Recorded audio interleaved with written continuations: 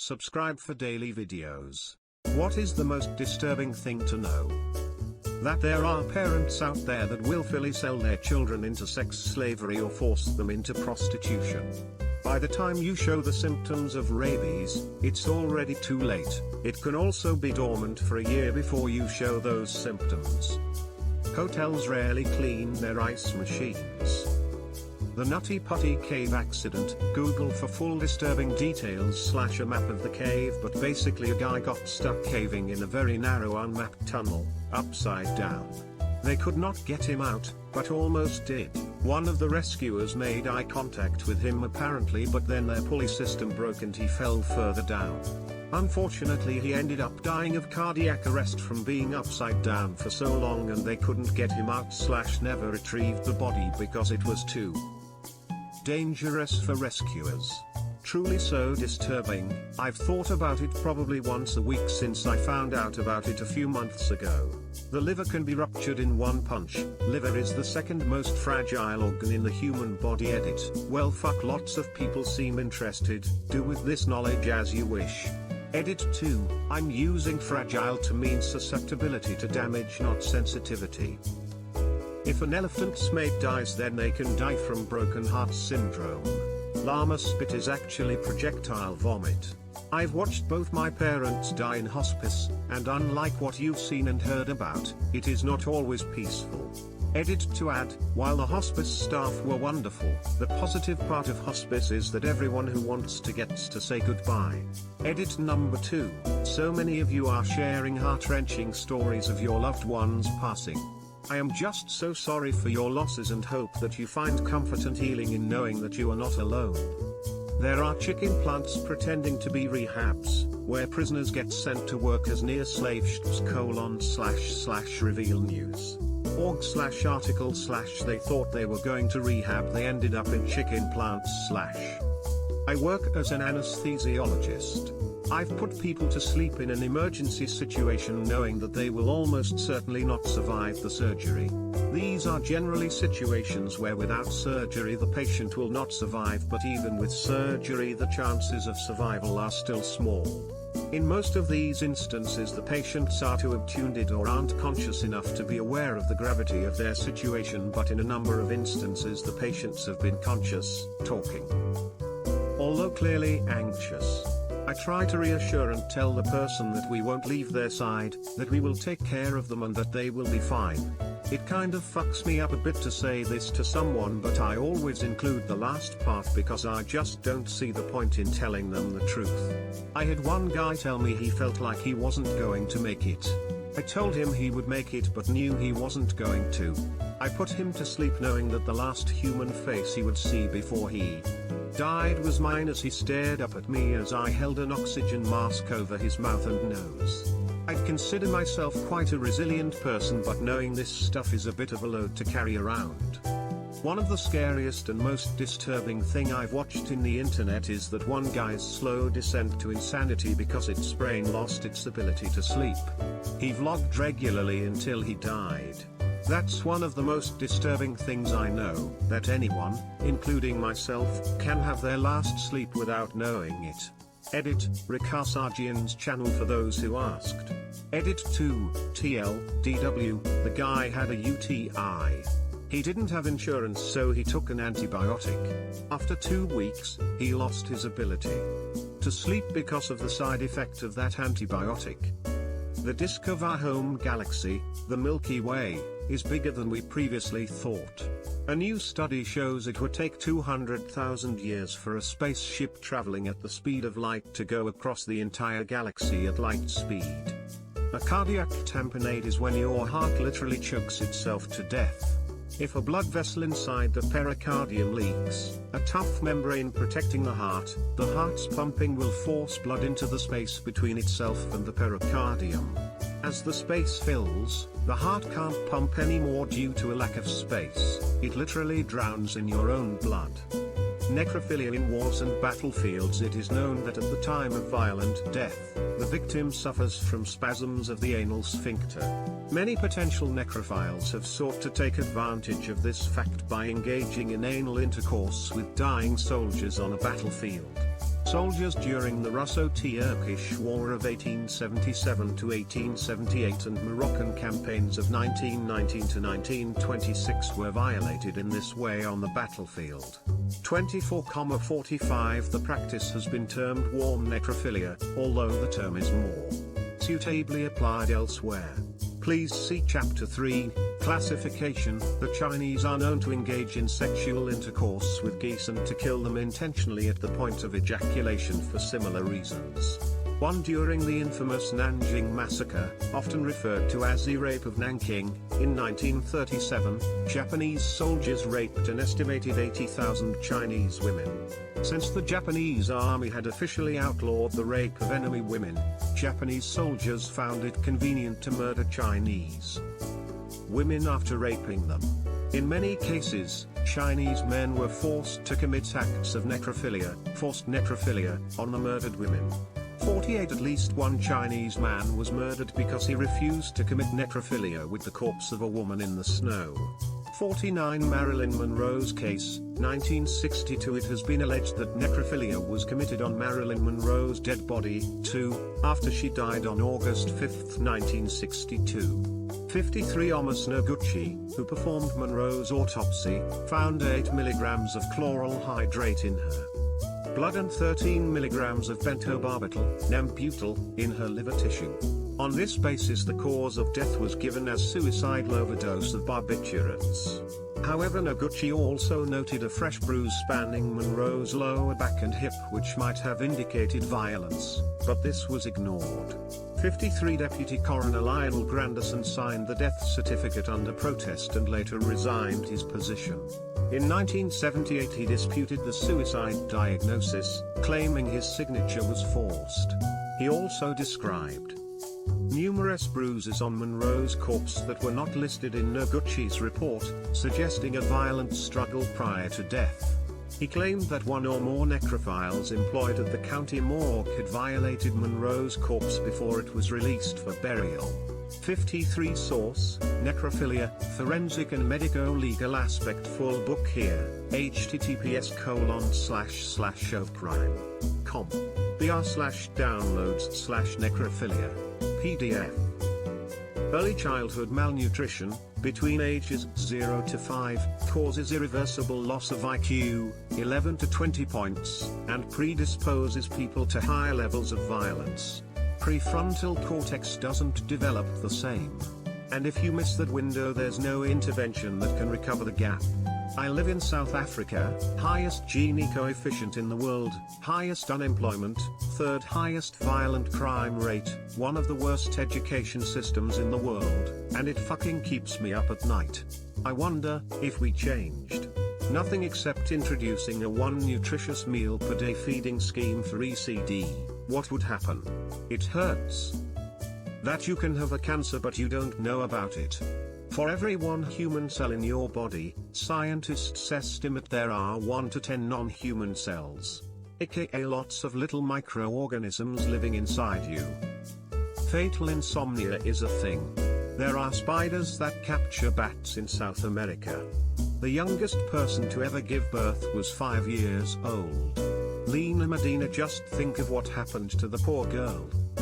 A dying person's eyes will sometimes go from closed to shooting wide open as they pass. Source, personal observation. Unfortunately, edit, to clarify, this happened to my father-in-law and I was present. My heart goes out to everyone else who has lost loved ones.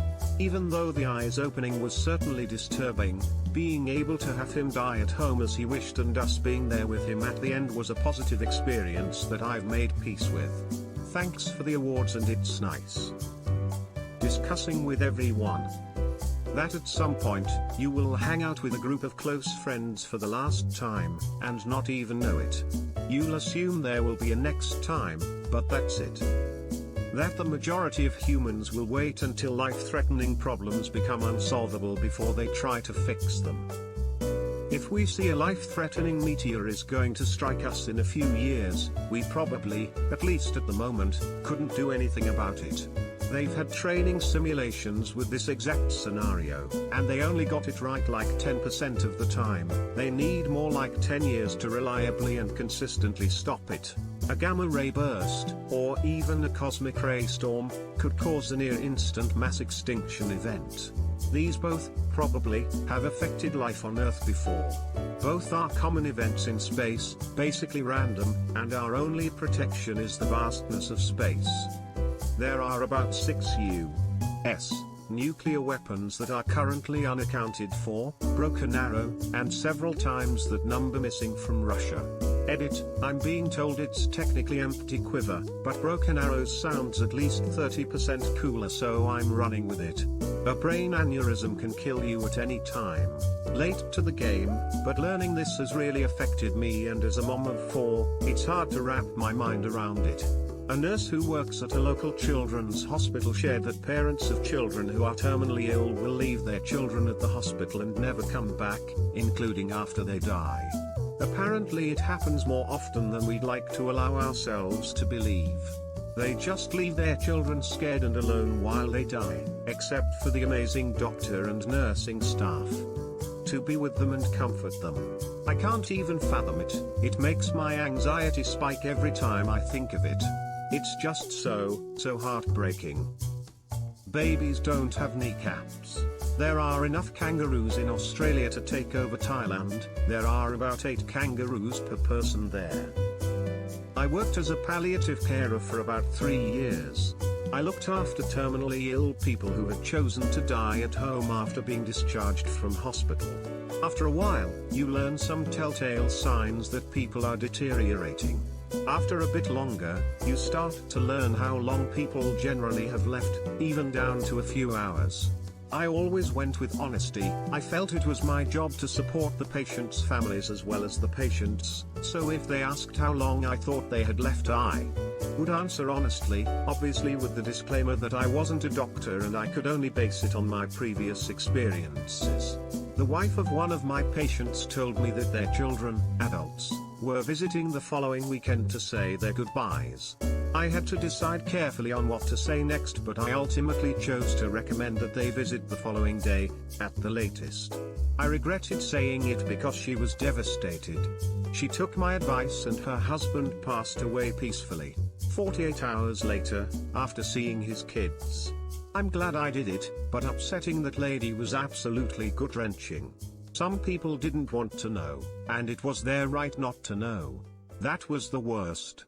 In those cases, you had to not say anything. Sometimes they'd say see you tomorrow and I had to reply, yes, have a good night and I'll see you in the morning, knowing full well that they were going to pass in the night. Edit, wow, thank you all for your kind words.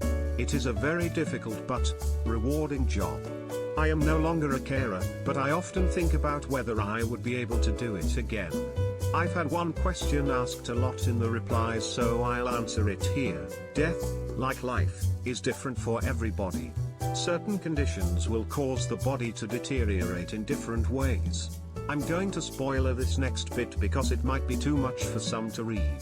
I went to work with the philosophy that death comes for everybody. If it were me being cared for, then I would want to be cared for in a certain way, the way I try to care for everybody whose homes I entered. That slavery is still one of the biggest profiting trades in the world. That there is anywhere between 25 to 50 active serial killers in the United States, according to the FBI. Edit, added words. I'd about most disturbing but almost, pre-ground coffee contains a certain amount of cockroaches and other bugs. When they get the coffee beans in Madagascar, there's so many roaches living in it that it's too much time and effort to sort them all out. So, a lot of pre-ground coffee is allowed to have a certain amount of cockroach in it. Now you know why some coffee has so much protein. How many things TSA lets slip through during security tests? Dolphins' brutality kill baby porpoise for no reason. Prions. They are proteins that make normal proteins in your brain fold abnormally, causing neurological decay and various prion diseases. Creutzfeldt-Jakob disease is one example. CJD may occur spontaneously, be inherited, or be transmitted by contact with infected tissue, such as during a transplant or from eating contaminated meat. Once this starts, it's 100% fatal. Most often within 1 year, you're dead. No cure. You can kill the prion, with several hours of heat at 900 F. This obviously kills the person too. Thankfully it's rare. Less than 1,000 cases per year in the US. Still scares the shit out of me. Edit, I've never met anyone who had this, or anyone with a family member that had this. But so many responses here are sharing their experiences. Thank you for your stories, and I'm sorry for your loss. The number of people older than you decreases each day and the number of people younger than you increases each day. Cruise liners all have a morgue for all the passengers that inevitably die each trip. At some point your mom set you down and never picked you up again. That it literally just takes one person to decide to kill you. In any situation. The fact that someone can choose you randomly to kill, they might be caught and arrested, but they would have already killed you. No one can really prepare for it. If you try to grab the brain in its natural state it will fall apart. When you see scientists pick up the brain they have used chemicals to harden it. That if you have ALS, you're more than likely going to suffocate to death. My mom used to work for this elder gentleman who suffered from ALS. One day she gets a call that he's passed away in his apartment. From what she told me, she walked in and his eyes were wide open and his mouth was open, permanently left gasping for air. ALS is a neurodegenerative disease that causes people to lose control over their nerves over time to the point of near vegetative state. Most people don't last very long. Once diagnosed, because they lose the ability to expand their chest to breathe and pretty much choke to death. That sadder thing about it that you could be fully awake when this happens and have no way of stopping it. Propaganda works. There's millions of little creatures monking on her dead skin every second. That one day everything we know and can imagine will be forgotten. 1/3 of all people who break their hip die within the year. So please take pillows to your elderly relatives. Polar bears are the only bear species that actively hunt and kill humans for food.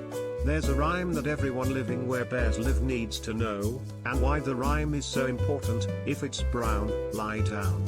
Brown or grizzly bears will leave you alone if you play dead. Climbing up a tall tree works with adult brown bears, since they can't climb trees. If it's black, fight back. Black bears will back off when they realize you're more of a threat than they realize, but do not climb a tree to escape. Both cubs and adult black bears can climb trees. If it's white, say goodnight. Polar bears are not only the largest bears, but they are ambush predators. If one manages to sneak up on you, you're as good as dead. The best you can do to escape is either run and drop your clothes. Fortunately for you, they have very short attention spans and they'll stop momentarily to sniff at your clothes because it's not normal for their food to suddenly drop something like that, or start praying to whatever deity you believe or don't believe in. The value of a human body. There is value to the human body as a commodity. And different parts of our body are worth different amounts. While corneas are small, they fetch a large price, £15,000, or about $22,450, whereas our skeleton garners significantly less, £5,000, about $7,483. The price also depends on whether the body part is sold for specimen use, transplants, or on the black market. The mineral value of our body is like $3 bucks. We enforce retirement ages in many critical fields like medicine and engineering due to scientifically provable cognitive decline. But we also allow people in their 70s and 80s to regularly govern our countries and our lives. Edit, some of you are stating that there are no legal limits on the age of physicians and engineers. I never said there were laws regarding age limits. In medicine, many hospitals and health organizations have implemented cognitive testing requirements for aging. Physicians. The physicians are suing for age discrimination, but the change in policies are happening and should be happening. Certified professional engineers are required to go through continuing education and to recertify during their careers, which creates effectively the same check to stop people from practicing when they can no longer practice safely. Making an elderly person repeat, person, woman, man, camera, TV, is not remotely enough of a cognitive test to drive, let alone run the freaking country. The Chikaijimu incident that took place in 1944. Japanese soldiers shot down an airplane with 9 passengers on board. 8 of them were beaten and tortured before they were beheaded. After their death, Japanese soldiers ate body parts of 4 of the men out of those 8. The 9th one to escape was George H.W. Bush. It's not as disturbing as I'm sure the others are going to be in this thread, but it definitely made me think about how history could have been altered had he been one of the victims of execution and cannibalism here. I work for an environmental consultant agency, and our major clientele is usually larger companies such as alternative energy and commercial real estate companies looking to build storage facilities amongst other things. In my environmental law class I learned a lot of disturbing things about major companies I never knew. Without going into specifics, it is quite illegal to not comply with EPA regulations. In an effort to avoid complying, a lot of companies or individuals will literally refuse to pay EPA compliances fees and instead just pay government fines. Why?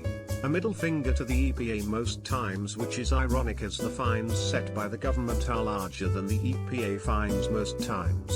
It's also considered a white-collar crime, so many of these companies and people get off with probation, a little bit of jail time and more fines.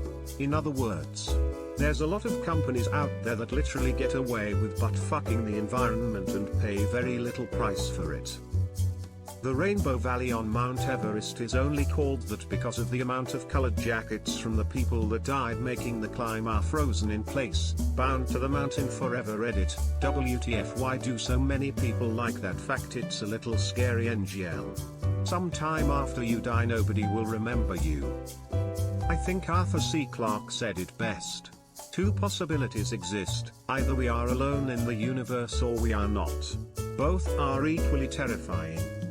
That this post is going to be a BuzzFeed article in about half a week and there's nothing you can do about it. Your bones are wet. Just because someone is your family, it doesn't mean they have your best interests in mind. The law does not prevent you from doing anything, but it does give consequences if you do. If you want to kill someone and it's okay with the penalty, you can. A raccoon can fit up your ass if it wanted to. Most humans have accepted to work all their life, to afford things they don't need, to cure issues only created by being entrapped in the system. But if you don't agree with this, if you think too much about it, then it will kill you one way or another, as there's nothing you can do about it. Scrolled a lot and no one mentioned that a tumor can have teeth and eyes. That is something I will never get over. I'm not sure, but it should be called mesothelioma. Edit, look below for the corrected name. How many disturbing and sick people we interact with on a daily basis, whom we don't know are psychopaths or child abusers. Chris Farley's last words were, "Don't leave me." He said it the prostitute he was with, who then stole his watch and took a picture of him dead/dying. You never stop seeing. When your eyes are closed you're just looking at your eyelids. A Missouri court famously handled the case of Celia, a slave who killed her owner in 1855 while fighting a sexual assault. In such situations, state law considered any woman to be acting in self-defense. However, the court determined that Celia was not a woman in the sense of the law. She was a slave, and her owner had complete control over her. She was given the death penalty by the court. Since she was pregnant, however, her execution was postponed until the child was born, so as not to deprive her owner's successors of their property rights. For another disturbing piece of history, look up the 1918 lynching of Mary Turner in Georgia. I should probably stop reading these comments. That you're going to spend an infinite amount of time dead. The black hole S50014 plus 81 will exist for another 10 duotrigentillion years. That's a 1 and 99 zeros, but that's still an inconceivably small nothing in comparison to the infinity. After all, the black holes evaporate away and the universe is just a cold black void for infinity. One of Mayhem's band members committed suicide. When he was found by his bandmate, pictures were taken and it became the new album cover. The photographer was subsequently murdered by vague Vikernes who masterminded church burnings. There was a cat in a retirement home here that always went to sleep on the bed where he knew the person would die. On the one hand, it was reassuring that the people had company at their last moments in life, but people started to panic when the cat jumped up on their bed. So they had to take the cat away from the home. I think they must pick up a certain smell or a change of to be able to know. The most disturbing thing I know is that some bodies will flop around when beheaded and some bodies will go instantly still. Very rough learning that at a young age with unrestricted access to the internet. Hitler has 5 living relatives and 2 live in Long Island. The living men made a pact to never have children in order to end the bloodline. In the late 50s/early 60s, thalidomide was prescribed to just about any pregnant woman who complained to their doctor about morning sickness. When it became known what effect this was having on babies at birth, this was long before ultrasound, it became an unspoken but common practice for the medical teams overseeing the birth to put the baby to one side and tend to the mother's needs, which 9 times out of 10 would lead to the death of the baby within minutes. Babies affected by thalidomide would almost always require help with breathing through intubation or similar. TLDR, the medical establishment practiced eugenics in the case of babies born with severe deformities as a result of mothers being prescribed thalidomide. That based on luck of birth your life can range from a living hell to a life of unimaginable luxury. Years ago I remember watching an episode of the show Monsters Inside Me where this 16-year-old kid was doing something outside and a fly flew into his eye. It only made contact for about a microsecond, but it was enough time for it to lay eggs. After they hatched they started eating his eye from the inside and he was starting to go blind until a doctor finally figured out what was wrong. Just imagine that, getting your eye eaten from the inside and losing your sight all because a fly very briefly made contact with you. Ever since I learned about this I get really paranoid when there is a fly around my face because of the fact that this could possibly happen to me. I'm that episode of The Simpsons where Homer puts together a dating video for Ned. There's footage of Ned getting out of the shower. His junk is pixelated and goes down to his knees. Which is funny in itself, except before this it was establishes that Lisa was the one editing the tape. She saw everything. Kinks can be inherited from your parents. 3 million kids are dying from starvation each year while 1 billion tons of food is being thrown away each year. At any moment a ray of gamma radiation from a black hole could completely wipe out the Earth and we wouldn't even know it. We'd just be dead. In your family, one person will go to all the family's funerals and one person will go to none. One day I will die. I have no idea when or how. There's absolutely nothing I can do to stop it. One day, 1 second, I will simply cease to be and existence will continue on for billions of years without me. Your perception of reality is not the same as everyone else's. This means that all the things that give you support, orientation and stability in life, in short, everything that keeps you from going completely crazy, may be known to other people, but to them it means something different, feels different and has a different value. You are alone in your perfect world. TLDR, Saudada, there has never been a golden age. People think the world has gotten worse since, insert time period, but it's really our awareness of things with the emergence of the printing press, telecommunications, and the internet that has gotten better, effectively real time. Of course we all will at some point drift towards nostalgia. When you recall memories, what you remember is filled with a sense of certainty, so of course you would want to return to a subjectively beneficial situation. It provides a sense of control. The same is also true when someone reads about a period of history that aligns with your biases. In terms of causality, rather than dealing with the impertinent present and quasi-unknowable future, you want to go there, to a mental construction that for all intents and purposes never actually existed in the first place. When it's Sunday and you have to work the next day, nobody except a very few select people in your network actually cares about you. Oldest victim of rape on record was 102, the youngest was 6 weeks. Inside every old person is a young person wondering where the fuck the years went. That the adults don't know what's going on either. That bananas are a berry. That UAE is building their country using modern slavery and no one seems to care about it. Celebrities going there and marketing the Dubai as if nothing horrible is going. In 100 years or so, the vast majority of people reading this will be gone and totally forgotten. If you see a kangaroo in a river or lake, then don't go/swim to it. It will drown you. Kangaroos are known to be waiting in water for animals to come to them, and then proceed to drown them. Google kangaroo in water/lake and you'll see it sitting there, menacingly. A manatee vagina is the most anatomically similar to a human one. They are also though to be the inspiration for mermaids in folklore. Putting those two facts together makes things really weird and disturbing if you think about it. That every day you may do something or see someone for the last time in your life. In total, you have about 1.8 square meters of skin, and more than 1.5 trillion, that's a 1 with 12 zeros, bacteria live on it. Over 6 billion bacteria, including 700 different species, reside inside your mouth. Go do some reading next time you eat ass. Or just don't think about it.